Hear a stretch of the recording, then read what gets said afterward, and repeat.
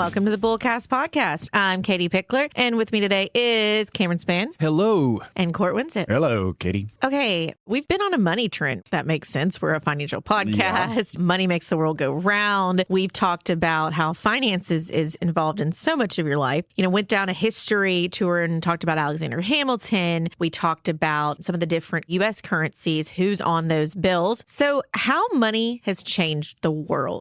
And so this episode, we're really going to talk about those dollars in your wallet, or maybe not the dollars in your wallet, because a lot of people don't carry around physical currency anymore. Now, this episode's not going to be about the electronic currency versus physical, because we've done that. Now, that's obviously going to be a trend that we're going to keep talking about, but this is really going back to the history of money. You know, we're going to talk about barter systems. We're going to talk about a lot of different things in this, but I think this is going to be a fun episode. We definitely are kind of going back to some of our roots. I think episode 2 is where we talked about where money comes from, because it's just, you know, it's in thin air, right? You just go to a tree and pick it off, correct? And that was a great starting point for the podcast. What is money? So now this is how money changed the world. So every dollar in your wallet tells a story thousands of years in the making. So we're going to take a journey through the history of money, from trading cows and seashells to credit cards, digital payments, and cryptocurrency. Man, I said we weren't going to do that, but we're going to just touch a little bit on it because that's reality. That's a bad word, cryptocurrency. Along the way, we'll answer one important question. Why does money have value in the first place? Something that most people do not think about. You're just told this is a $20 bill. You're told this is a $100 bill. And when you really take a step back and think about the value and the question that a lot of people, doomsday preppers, are like, you know, I need to have money under the mattress. I need to have this. But we've seen all those movies. We've seen what's trading, and people are trading for oil, for battery life, for water. Like, they're not trading, oh, here's $100,000 that I've got sitting under my mattress. What good is that? Fire? Okay, cool. Let's burn it. Fire. So our list.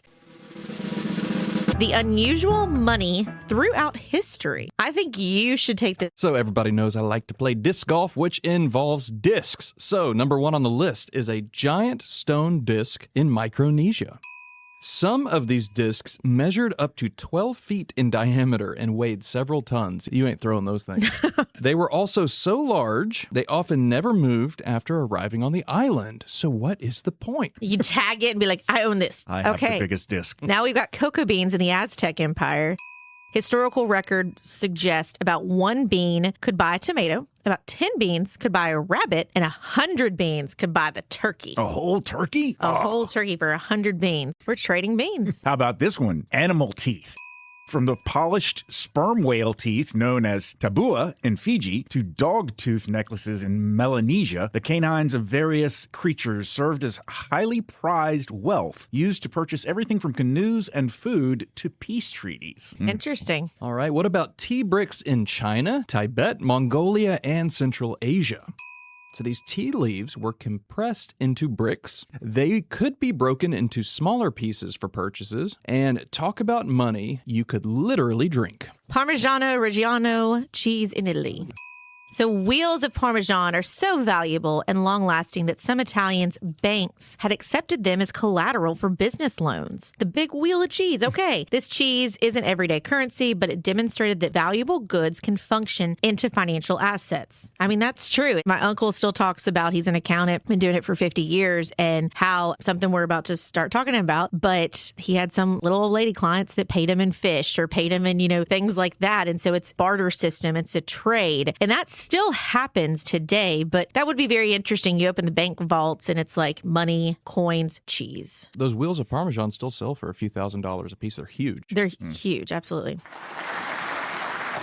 Okay, Court, tell us about the barter system. So bartering is the direct trade of goods and services, or goods for services, or services for goods, or goods for goods. Farmers traded grain for tools. Hunters traded meat for clothing. Potters, they might trade pottery for a cow or for a chicken or something. The problem with bartering is it's called the double coincidence of wants. For example, imagine a shoemaker who needs wheat. Under a barter system, the shoemaker must find a wheat farmer who not only wants shoes, but also needs the exact size and style the shoemaker is offering. If the farmer wants meat instead of shoes, the trade failed. You might end up being able to come up with like a three-way trade, like they do in the NBA, where we don't want this player, but we want this player, and they have this player, but they need your player, but we have a player. It can get complicated. Other problems, goods might spoil. It can be difficult to determine what a fair value is. What is a fair trade? Livestock can't be easily divided. The system can be complicated, but there's a certain ease in terms of knowing there's a definite trade-off there. You know, it says that bartering is a direct trade of goods and services. I hear a lot of bartering happening nowadays. It seems like hairdressers and stuff will constantly like barter and be like, if you do facial for me, I'll do your hair. Or if you clean my house, I'll do your hair. But it is them trying to come up with the value of it. Okay, well, if typically I would have paid you $150 to clean my house, I've got to give you $150 hair service. And again, it's like your hair service usually only costs you $30. Like, what am I going to do? Try and add additional to make it fair? Well, no, that doesn't make sense. Then, you know, just pay everybody and don't try and barter. That bartering system that Court just eloquently talked about was prehistory to around 3000 BC. So let's talk about 3000 BC to 600 BC. So we're inching our way closer to our time. That would be commodity money. Instead of trading anything, people began using items everyone agreed had value. And that makes sense because that shoe example you gave was very niche, I would say. It'd be hard to find someone to trade with. Salt, tea, cattle, tobacco, grain, cowrie shells, beads, etc. You get it. So I've got a fun fact for you on commodity money. The word salary comes from the Latin term salarium, connected to payments associated with salt. And you've heard the phrase worth your weight in salt. That's where that comes from. Commodities worked due to portability, value, and recognition. So yes, it is much easier to carry a bag of shells than a couple chickens and a sheep hauling it around the desert. The problem? Difficult to transport, can spoil, not always uniform. Yeah, I mean, you're carrying around a lot of salt. Okay, so coins change everything. Around 600 BC, most historians credit Lydia's modern-day Turkey, King Elatus, with producing the first standardized coin, the Lydian stater, made from electrum, gold and silver. Government stamped coins with official seals. This guaranteed weight, purity, and value. The coins quickly spread through Greece, Rome, Persia, and China. Easier trades, international commerce, tax collections, and economic growth. Money became standardized. So, fun fact, today, when someone says as rich as Croesus, who says that? Nobody. I have never heard that expression ever in my life. They're referring to the last Lydian king who minted the first gold coin. Yeah, I've never heard somebody say that. This was a great branding opportunity for leaders. You think of Caesar on the coins, it's in everybody's hand is his face, and it's a reminder of, oh, this is who's in charge. Well, and you think about the power trip of like, no.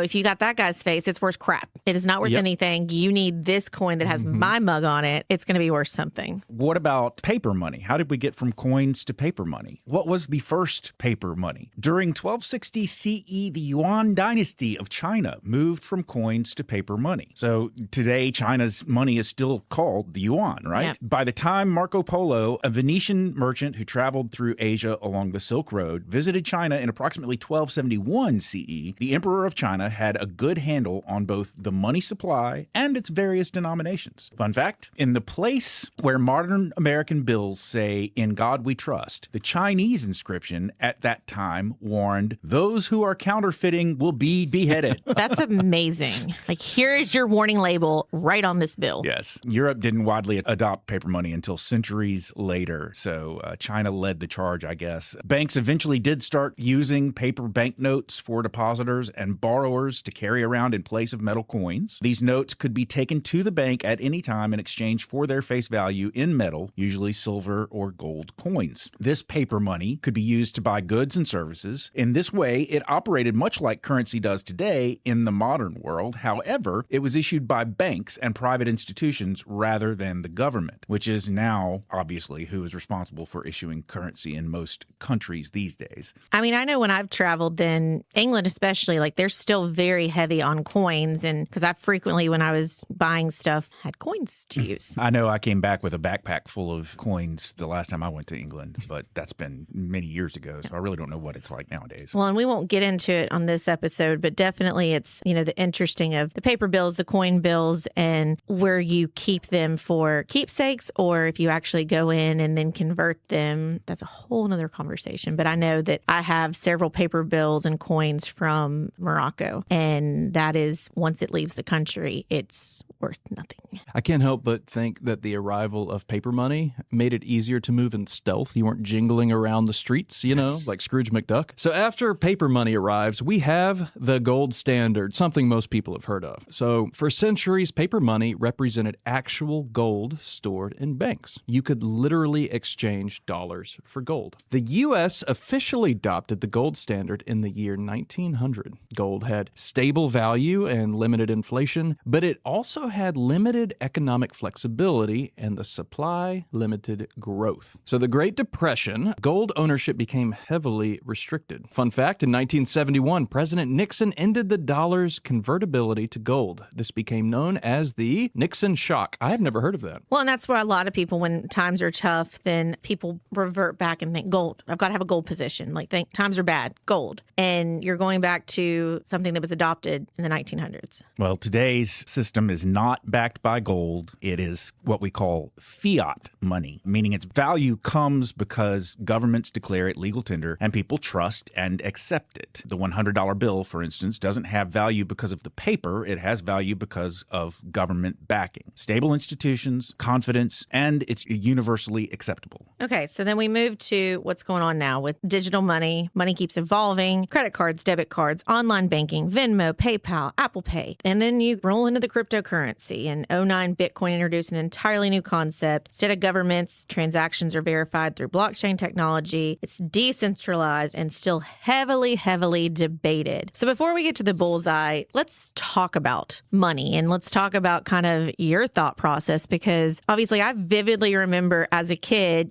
getting coins out of my parents' car, or my husband talks about his grandfather always had change in his pockets and he'd sit in his favorite recliner, and it was a fun game whenever all the kids came over, like you could go and turn the chair upside down and you can get all the money out of it. I think a lot of people had similar stories like that. I remember, this goes a while back because it's been a long time since I really paid for anything in cash, but I used cash for everything. Anytime I would go somewhere, I paid cash for it and they gave me change. I threw the change in pocket of my door in my car, and I had like just mounds and mounds of pennies and quarters and dimes and nickels and so forth. And every now and then I would clear it out and roll it all up and go deposit it in my bank account. Yeah. And then I remember the specific thing that seemed to stop my collection of change was when fast food restaurants started accepting credit cards and debit cards to pay for food. I stopped using cash, and that was like the last gasp of cash for me, was fast food restaurants, and stopped collecting coins after that. I'm a firm believer in easy tap to pay digital currency, but my kids are always asking for $1 here and there, and I just don't have it. And it does kind of make me sad. It's harder to give them some kind of digital payment. They don't have phones yet. I mean, there's definitely places where you still think about it, like at church when they're passing, I did that yesterday. I gave each of my boys $1 so they could physically put $1 in. Put $1 in, yes. I mean, there's definitely more of a shock, but there are places that it's cash only. I was at the farmer's market last Thursday, and great little farmer's market in Collierville, and there is this seafood truck that shows up, and it's this guy, and he had a sign, and he said cash only, and the guy in front of me said, why don't you accept credit card? He said, I have been in business for 28 years. I have never taken card. It's always cash. I'm not changing. And so there's just some people that don't want to mess with it, don't want to have the hassle. I mean, obviously, anytime you have services like that, then it's going to eat up your cost. Then I had another friend who they actually run a booth at a different farmers markets and festivals and stuff, and they were the only ones that had set up for like Apple Square Pay or things like electronic pay. And they were actually working with the different vendors who were cash only so they could still get a sale, but then they were like essentially taking a percentage because they were taking on the cost. It is interesting for sure. I happened to had some cash on me recently and,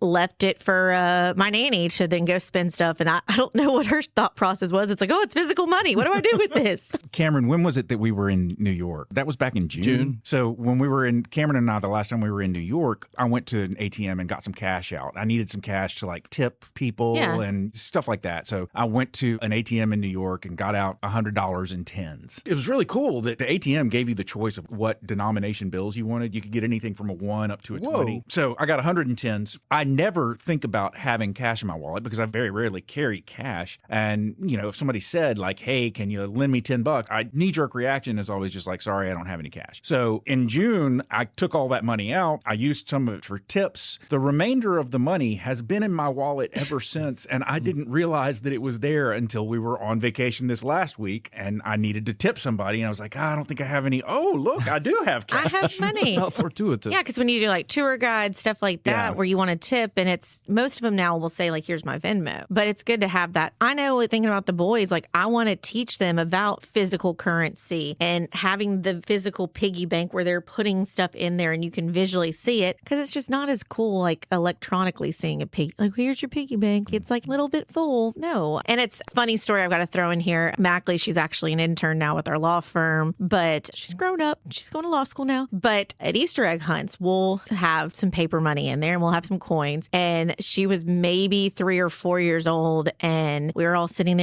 going through our Easter eggs. And my aunt was like, oh, I don't really like Reese's. And I was like, oh, well, give me your Reese's and, I'll give you some of my change. Well, Mackley was the in-between. And so she took my change and she took the Reese's and then she took some of the money and some of the Reese's as her payment for it. I'm like, okay. Then. Industrious. That's crazy. I've got a deep question for you. A little brain tickler. Did civilization create currency or did currency create civilization? Or I should say modern civilization. Yes, humans created it, but I think civilization as a whole. It's hard to imagine our skyscrapers and economy if we're still trading shells and cattle. Yeah, it was at the core of trying to evolve to become a civilization. I would think that's part of like a law and order that made us become established. Kind of like when we talked about Alexander Hamilton, like these metrics had to be in place for us to be able to create the banking system. So we had to come up with some kind of standardized system for money in order to then move forward to then thrive. That's what I would think. Yeah.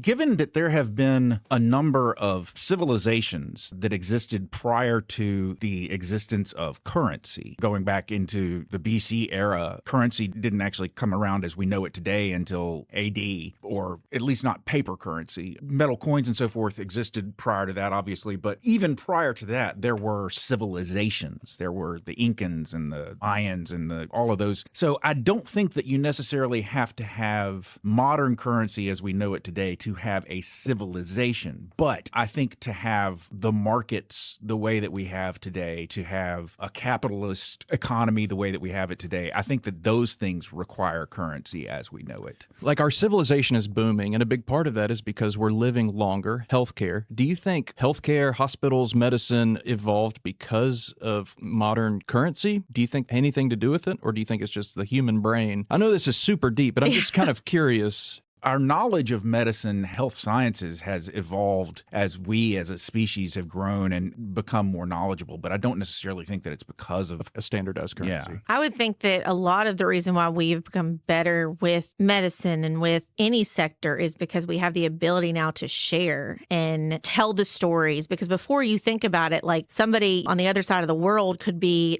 doing this to treat somebody and then somebody over here, but they had no way to share with each other and say, hey, I've got a similar case, I've done this or that. So I think the communication is what's technology. The technology that has allowed us to communicate and share is what's really evolved. And yes, with everything behind that is money. Money has caused that to happen and caused the ability for us to be able to share. So yes, money is still the center of everything. And I think let's doomsday it out. People will thrive. And if there is a doomsday situation, then people will come up with ways to barter, to come up with what is the currency. And when I started this episode, you see all of those movies where people are trading for different things depending on what's the need. Fair point. I'll trade you water for shelter in the atomic fallout. I'm thinking of like a lot of the medieval movies and TV shows. It's like, I need you to make me a sword. And they go to the blacksmith and I'll be willing to clean this or to do this for you or whatever in order to get this sword. Money drives everything, doesn't it? Well, in the immortal words of Cyndi Lauper, money changes everything. I did not know that was the lyric you were going to. I was like, girls just want to have fun? Money has changed forms countless times over thousands of years. It's changing as we see it right now, the way that people pay for things. It's if you don't keep up with it, you will get sideswiped and not be able to, it's challenging sometimes now to figure that out and how to pay for things. And it's continuing to get smarter. I will make this one comment because this is something that I have heard a lot of people say. With technology and with money being so digital, then paying for cash is the only way that nobody knows what you're buying. But it does make it harder because I've had situations helping clients where we're looking at their financial plan and I'm like, okay, I see that you take $100 out of your ATM every week. What does that spend on? And some people have that as a mental accounting. I know this is my money that I can go to the gas station and buy a Coke, or I can, this is what I can use to do whatever. So whatever works, but money is constantly changing. And it's cool to think about when you're looking at that dollar, when you're looking at your digital currency, how far we have come. The purpose has never changed about money. Money is simply a tool that allows people to exchange value. Its success has always depended on one thing: trust, which is crazy. You trust that it's $1, you trust that it's $20. Oh, ladies and gentlemen, there's the closing bell. You have made it to the end of yet another episode of the Bullcast Podcast. If you liked what you heard and you'd like to hear more, please feel free to go to your favorite subscription service and sign up to have our podcast delivered directly to your device every single Thursday at noon. If you'd like to find out more about Cortland, Katie, Cameron, or Nicole, please feel free to go to our website. That website is bullcastpodcast.com. We've got our bios up there, we've got pictures, and we've got a place where you can drop a comment or suggest a topic you'd like to hear us talk more about. But hey, I mentioned pictures. We do have an Instagram handle. That Instagram handle is @BullcastPodcast.